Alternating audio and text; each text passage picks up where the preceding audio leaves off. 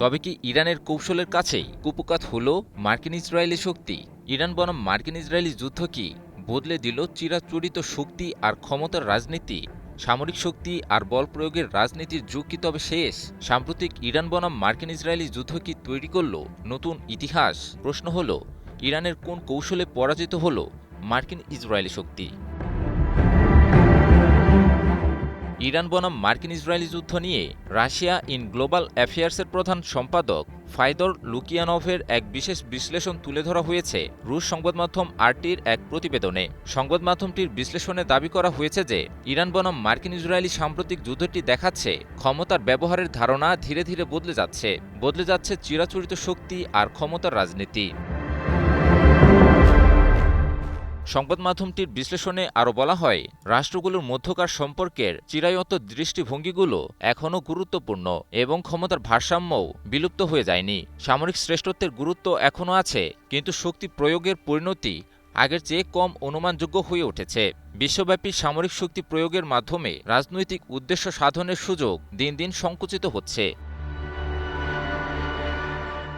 ফাইদর লুকিয়ানভের লেখা ওই প্রতিবেদনে বলা হয়েছে, বল প্রয়োগ এখন আর সরল রৈখিক ফলাফল দেয় না। এটি ঘটেছে ইরানের ক্ষেত্রে। সরাসরি সামরিক হস্তক্ষেপ ছাড়াও বিষয়টি নিষেধাজ্ঞাসহ অন্য চাপের ক্ষেত্রেও প্রযোজ্য। প্রতিবেদনটিতে ইরানের সঙ্গে যুদ্ধে যুক্তরাষ্ট্র ও ইসরায়েলের হারের কারণ হিসেবে বলা হয়েছে, যদি বাগাড়ম্বর সরিয়ে ফেলা হয় তাহলে চিত্রটি বেশ সরল। ইরান বনাম মার্কিন ইসরায়েলি যুদ্ধে ইরান ছিল তুলনামূলক দুর্বল প্রতিপক্ষ, কিন্তু এই দুর্বল প্রতিপক্ষের বিরুদ্ধে যুদ্ধ করেও নিজেদের নির্ধারিত লক্ষ্য অর্জনে ব্যর্থ হয়েছে মার্কিন ইসরায়েলি শক্তি। মার্কিন ইসরায়েলি লক্ষ্য ছিল আচমকা বৃহৎ আক্রমণ চালিয়ে ইরানের শাসন ব্যবস্থাকে ভেঙে দেয়া। যুক্তরাষ্ট্র চেয়েছিল মার্কিন ইসরায়েলি শক্তিশালী হামলার মুখে ইরান নিঃশর্তভাবে আত্মসমর্পণ করবে। কিন্তু ঘটে ঠিক তার উল্টোটি।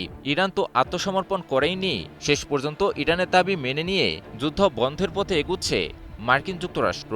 মার্কিন ইসরায়েলি আগ্রাসনের বিপরীতে ইরানের কঠোর প্রতিরোধ আর শক্তিশালী পাল্টা আক্রমণে নিজেরাই দিশেহারা হয়ে পড়ে যুক্তরাষ্ট্র ও ইসরায়েল।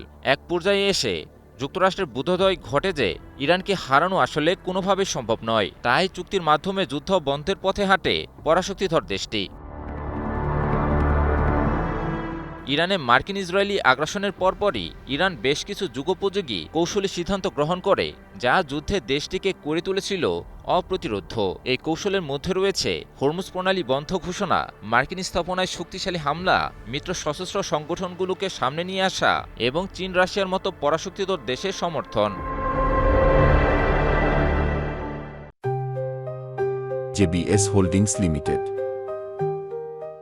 সব মিলিয়ে যে উদ্দেশ্য নিয়ে ইরানে আগ্রাসন শুরু করেছিল মার্কিন ইসরায়েলি শক্তি, তা ব্যর্থ হয়েছে। ইরান বনাম মার্কিন ইসরায়েলি যুদ্ধ প্রমাণ করে দিয়েছে, সামরিক শক্তির মাধ্যমে রাজনৈতিক উদ্দেশ্য সাধনের সুযোগ ধীরে ধীরে সংকুচিত হচ্ছে। দুর্বল পক্ষের প্রতিরোধ ক্ষমতা বাড়ছে এবং বিশ্ব ধীরে ধীরে এক নতুন ব্যবস্থার দিকে এগিয়ে যাচ্ছে। ইমন আলী, নিউজ 24।